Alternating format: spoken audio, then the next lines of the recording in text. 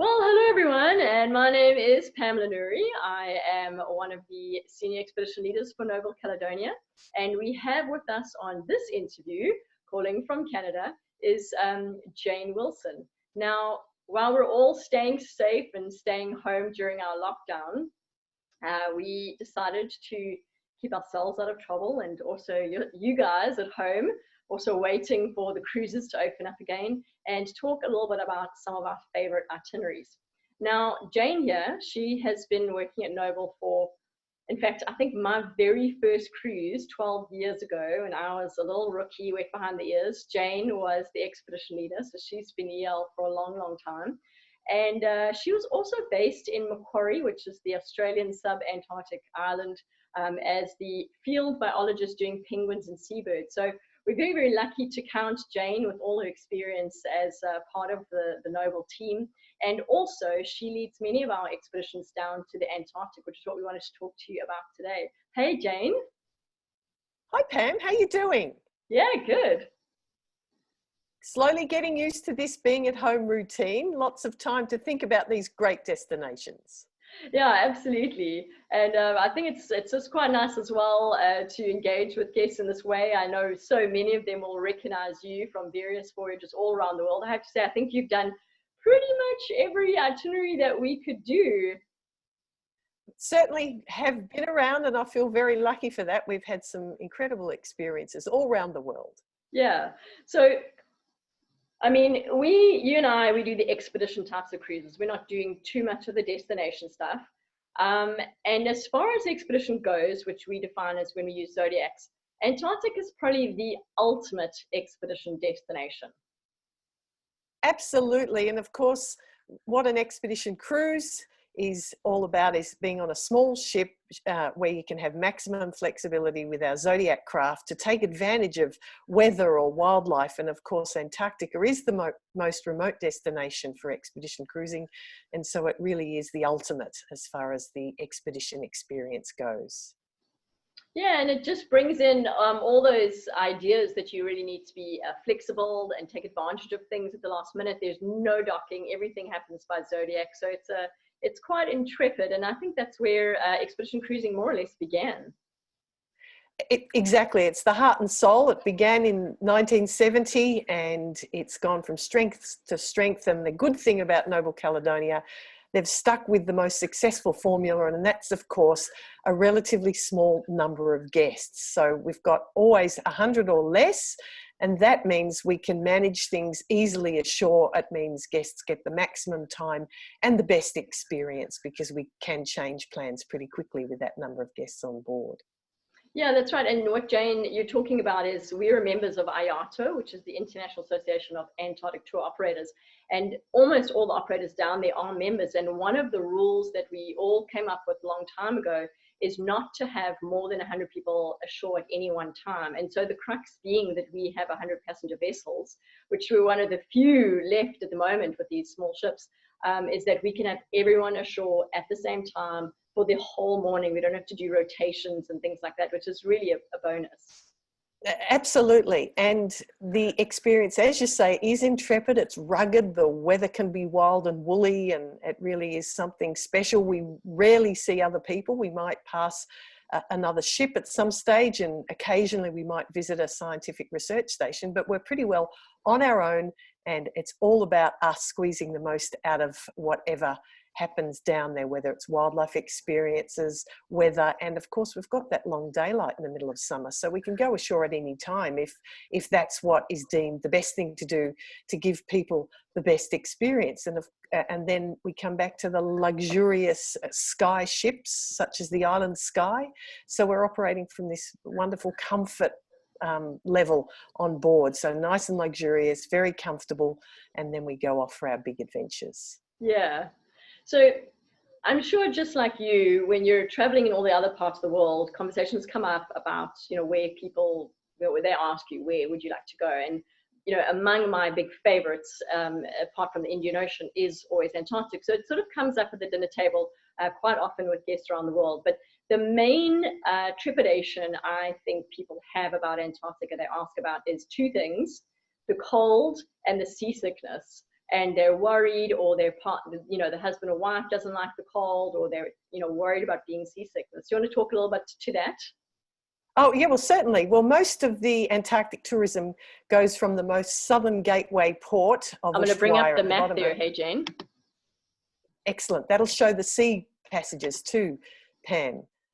And so when people do think about booking, or even on their way to the ship, once they've made the commitment to this once in a lifetime voyage, we leave from the southernmost part of South America, the port of Ushuaia, and it is actually the most southerly point in the southern hemisphere. Other places you can get to Antarctic from are a lot further north. So the sea crossings are relatively short given the size of the Southern Ocean, which is the circumpolar ocean that is all the way around the Antarctic continent with nothing stopping it, no land stopping it. So once we do leave the port of Ushuaia, we head to the Falklands. That's a one-day crossing.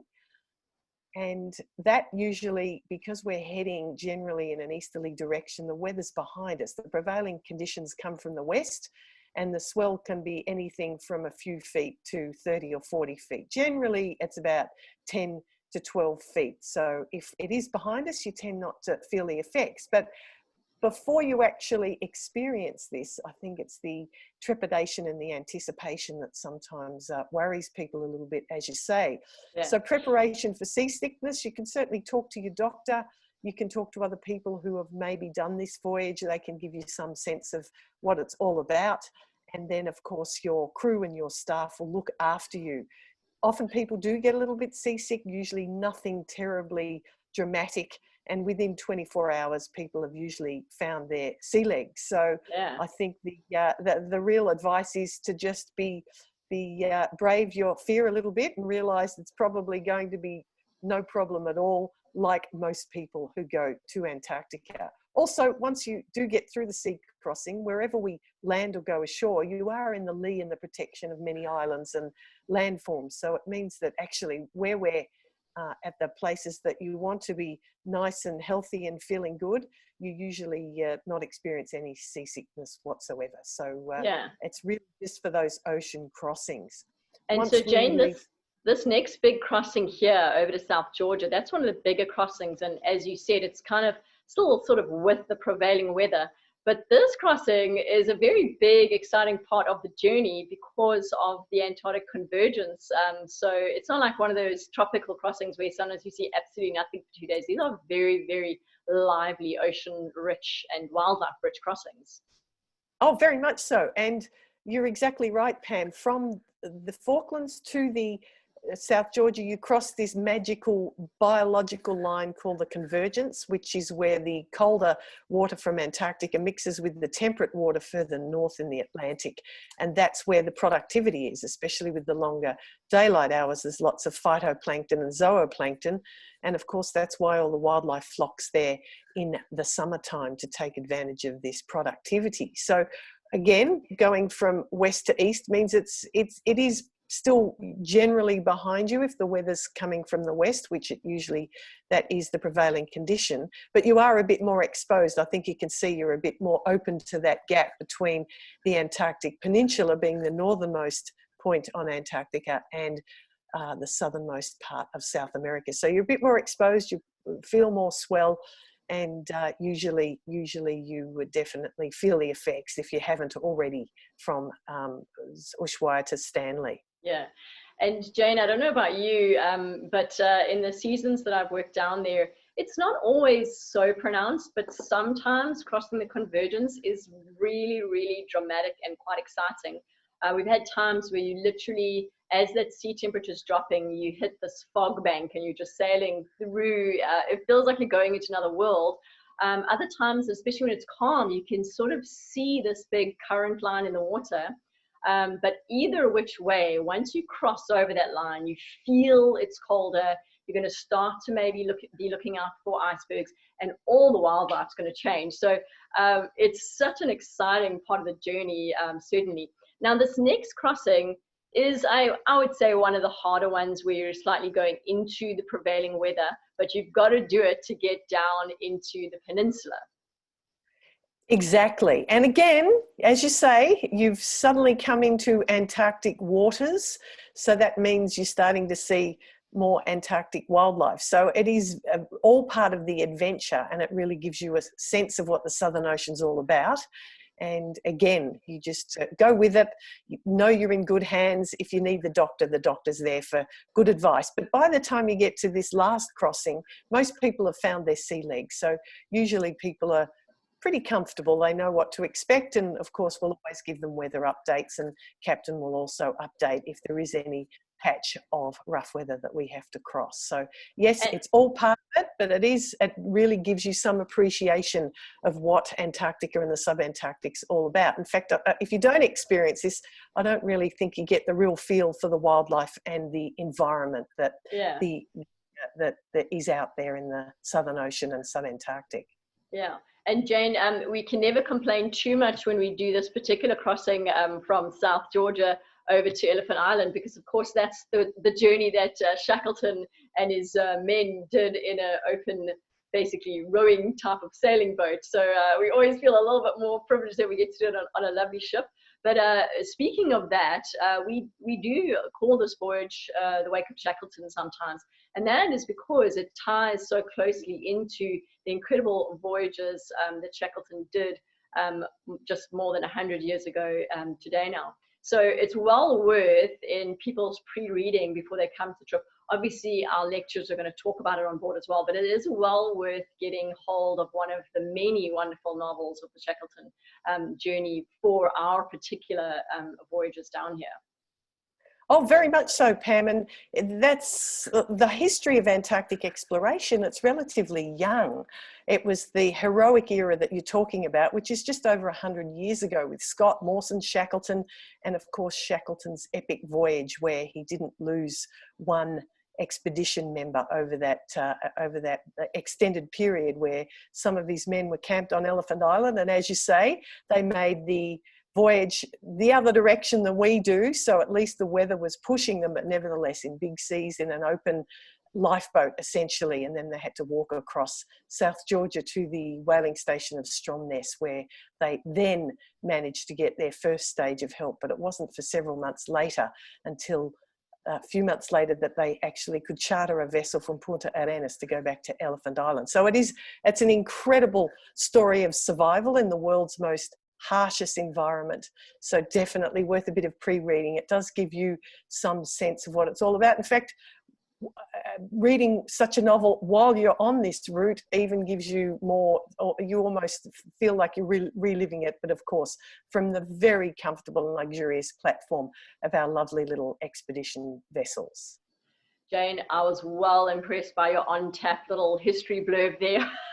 Yeah, there we go. Not bad for a biologist. Heard the story enough times. Yeah, exactly. All right, so now, Jane, we're going to have totally different viewpoints on this next one. I know that because you come from the Canadian Rockies and I come from the tropics. The cold. All right, so come on, tell us what you think about the cold and I'll tell you what I think. Well, one thing I've always been impressed by with British passengers, they understand weather. So if you think about the Falkland Islands, something like the Shetlands and the Orkneys, in maybe a spring or an autumn day, you've got wild winds, often rain, sometimes sunshine, but reasonable temperatures. Once you get to South Georgia, you're south of that convergence, so therefore the currents are cold. You really do feel, even as you go down to the most southern point of South Georgia, it gets colder and colder and colder. Again, the wind is the real problem in South Georgia, because of course the wind gives you some sort of wind chill factor. So you do have to come prepared with layers. So you've got a warm layer underneath and then a mid-warm layer. We provide you with nice big polar jackets and boots that you can use in our, more often than not, wet landings out of the Zodiacs. But you do need a good warm hat, gloves, warm socks, all those things that you can take on or off depending on what the conditions are like, and the wind will definitely make it feel colder. And if we are Zodiac cruising, that also feels a bit cold as well. Once you get to the peninsula, the temperatures can actually be colder, but there tends to be less wind in the protection of the mountains, so you find sometimes even a sunny day you can feel quite warm. So layers are the key to it. If you expect temperatures somewhere between -6 and about 6 degrees and a bit of a wind chill factor, you'll be able to prepare yourself very well, especially if you're from the northern part of the United Kingdom. That'll make a lot of sense. Jane, it's funny you say that, because I sometimes wear almost the same gear in Antarctic as I would in Scotland on some of those days in Scotland. I really feel the cold. I don't like it. I hate the cold. I really, really suffer from the cold. But we give out, like Jane said, really great boots and really great parkas. And then it's just up to people, you know, you got to have the waterproof pants and to do your mid layers. So I wear a really thick, Jane wears like a cap and, you know, sandals half the time. I wear like the thickest puffy jacket that you can get. But if you've got good gear, one good mid layer, then you can kind of dress like a normal human underneath all those, underneath your shell and your mid layer. So it's very doable. And I think you said no such thing as bad weather, just bad equipment. So it's taken me years to get my gear right, but it's definitely possible to be very, very comfortable, even in spite of the strong conditions there. So I'm going to jump over now to some of the images, because I wanted to ask you, in terms of when you say to people why to go to Antarctic, what is the thing? You know what I mean? Why is it one of your favorite? Why do you always stick your hand out and leap for the chance to go and work down in Antarctica? What is it there that's different or better or unique that makes it for you? Well, I think it's the combination of the inaccessibility, the wilderness, the spectacular scenery, the icebergs, the sea ice, and the wildlife. In summer, it's a haven for wildlife because of the productive waters with the long daylight hours. And then, of course, they all have to come ashore at some stage to breed. So you see this incredible diversity ashore of these marine wildlife that you would maybe not see so easily out in the Southern Ocean. So you see this incredible density of seabird colonies, like the various penguins. You get to see several species of penguins all going well. You get to see several species of seals and whales, and it is amazing. It's the biodiversity as well as the actual concentrations of the wildlife. And you've got lots of interesting images up there, Pam. They're great shots. I presume that they look like they're many of yours from a typical trip. So it's good to see, you know, what a typical photograph looks like, because we can all, luckily we get lots of experience down there and we can always pull out that shot from a nice sunny day. But this is reality, which is pretty good really when you think you've got icebergs there, you've got fur seals. Look at those king penguins, absolutely magnificent. This is a lot of South Georgia photos. Salisbury Plain, a great place we can land. Of course, everything's weather permitting, but we've got lots of tricks up our sleeve. If we've got bad weather in one spot, we often... Wait, so Jane, did you know these were my photos? You realized they were lousy and you're like, oh, these must be your photos. yeah, no, not at all, Pam. But you know, this would be a typical folder of photos from a typical subantarctic voyage. Don't you agree? Yeah, so no, exactly. Yeah, these are just a random bunch that I've taken over the years. You know, there's so few places in the world where you can get large concentrations of large wildlife. Obviously, I come from South Africa. We're used to being able to go to these game reserves and see big game in big numbers. But then you go around the rest of the world and there's very few places where you can see that. To a degree, up in Alaska, you can get this sort of big wildlife, big numbers in Russian Far East. But outside of that, South Georgia is one of those special places, big wildlife and big concentrations, and it's so immersive. The sounds, the smell, the feeling of the wind on your cheek, so that chill factor, it takes you out of your completely into an entire different universe. And I sometimes find that those crossings help you to break away from the world you came from. So, you know, the first few days of a voyage, sometimes when people snap straight into a voyage, they're still worrying if they set things up properly with their housekeeper or whatever, you know, did I leave the geyser on, blah, blah, blah. And it sometimes takes that 2 days of sea crossing or day of sea crossing, which you always get on these Antarctic voyages, to snap out of where you came from and start zooming in and focusing onto where you're going. And then when you are there, I find like you're so much more immersed. And one thing I always try and put words to how it really touches people. It's hard to explain, but it's that big white wilderness. It's the no sense of scale. It's the no trees, no houses, no people, just you, the big weather, the big wildlife, the big icebergs, the big mountains, and this big white wilderness. And it changes people. Always on that last Drake crossing back home, people are also having time to download their memories of the things they just saw and did before they have to start thinking about home again. And I think those crossings in a way really help to people make it more special, and they get more immersed in this incredible nature experience. Oh, very much so, Pam. And I always go back to my first experiences with being a scientist on Macquarie Island. We had to climb down a rope ladder, jump in a zodiac, land in big surf.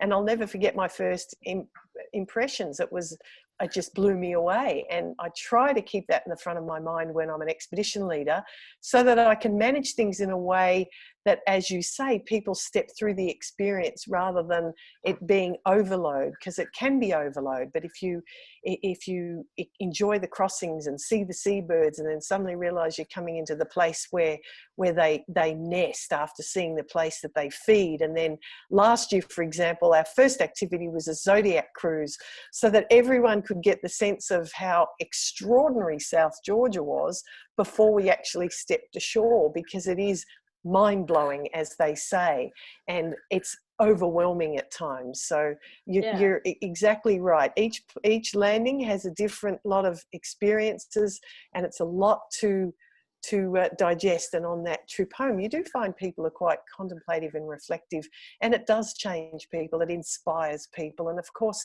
I think that's part of why we're all doing what we do, is because it is such an incredible place. We want it protected.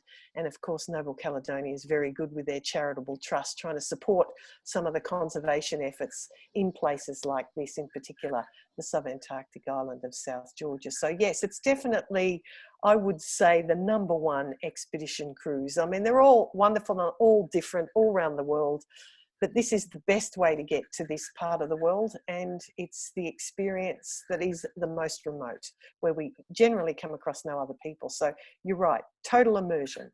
Yeah, and you tapped on it there, and it's so true. It's the privilege to be able to go to these places comes with, once you go, this sense of duty or responsibility or inspiration to protect these places. And so, in a sense, when we take people to these wild and wonderful places, we all in parts become ambassadors for those places. For, if it's Madagascar or the South Pacific, you feel more invested in the outcome for those places.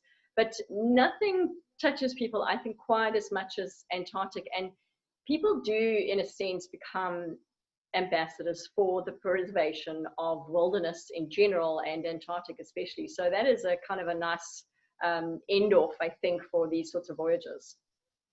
Oh, very much so. And when you think about Noble Caledonia's voyages, they've got the perfect combination, because they're including Falklands and the South Georgia and the Antarctic Peninsula. Even though it's quite a long voyage, it's a relatively compact voyage to see that incredible diversity of all of those different habitats. So it really is something special, and I really like the way Noble Caledonia have set it up, especially with the small number of guests on our lovely little ships. Yeah, well, Jane, because we do similar roles, I don't know how often we will get to do the Antarctic together, but I'm sure I speak for both of us when I say I hope we can have many of the familiar guests that we've dealt with so many times that have been umming and ahhing about Antarctic, that we'll see them down there one of these days, because it is truly the quintessential expedition adventure, and something we hope to share with you in the future. Yes, and our wonderful flexible approach means that we'll give you absolutely everything we can, given the daylight hours and the wildlife and the weather. So we'll maximise whatever comes our way in terms of the unpredictable. We'll make sure we maximise that for people and do our best to make it a once-in-a-lifetime voyage, because it really is something special, and we really want people to to take advantage of being in such a remote area. So definitely Noble Caledonia is one of the older member companies of IATO. They've really got expedition cruising down pat. They know how to work it properly to really give guests an extraordinary experience. And of course, if there are any concerns or apprehensions, the sales team are always there to answer questions. And if they're not quite sure of the answers, they know where to find Pam and I. So we would love to do our best to try and help people understand what they're going into and make sure they have an extraordinary voyage. Yeah, thanks, Jane. Is there anything else you wanted to add? I think it pretty much, you just said it perfectly right there. Oh, absolutely. I think one thing that we perhaps have underplayed a little bit, Pam, is as expedition leaders, of course, we're only as good as our team, and we've got extraordinary expedition teams. Like the team we had on the Antarctic trip last year, there was such an incredible mix, like best in the business Zodiac drivers who can handle the rougher conditions to make it safe for our guests. If you haven't got that, you can't get people ashore. Then we've got all these experts, some like myself and Chris, who've got Antarctic science experience, and we can give you that side of what Antarctic is all about. And then all of our experts, whether it's marine mammals or photographers, and they're all there to enhance that experience for you. And that really is the icing on the cake for such a fantastic destination. That's so true, Jane. Yeah, and thanks for actually bringing it up. I often also think, you know, Antarctic doesn't depend on the landings themselves or getting off the ship themselves. The whole experience is so extraordinary, even as seen from the ship. And that's a lot of it is brought alive by some of our expert lecturers and wonderful expedition teams. You know, the content that we have on board, but the stuff that you can just see from the ship, even if you don't achieve landings and if the weather gets in the way, the weather is part of the adventure as well. So it almost sells itself. It's a challenging area to operate, but it's also sort of sells itself. Like you can't be disappointed with what you're going to see and do, even if you're stuck on the ship for days for the weather. That is such an exciting event in itself, you know. And as you say, Pam, some things are best seen from the ship, like some of the bigger whales that we might see, humpbacks being the most common. Sometimes the ship is the best platform, especially if the captain's willing to open up the bow. It all becomes part of the adventure. And because we're all in this together and relatively remote from being at home or interacting with other people, the atmosphere on board is really one of excitement, adventure and camaraderie. So, you know, it really is something special in that respect. Yeah. Nice, Jane. Well, Jane, thanks so much for your time and getting to chat with us about Antarctic. I think that's a really nice way to introduce it to people. My pleasure, Pam. It's fun to talk about it, and it is a pity now that we're both expedition leaders, we don't get to sail together anymore. But anyway, we get to do fun things like this. Yeah, absolutely. Anyway, Jane, thank you so much. I'm sure we'll have another chat or two with Jane over the course of weeks to come about some of the other areas that she loves to share. So thank you for your time, Jane, and enjoy the rest of your day. Will do. You too, Pam. Okay, bye. Bye.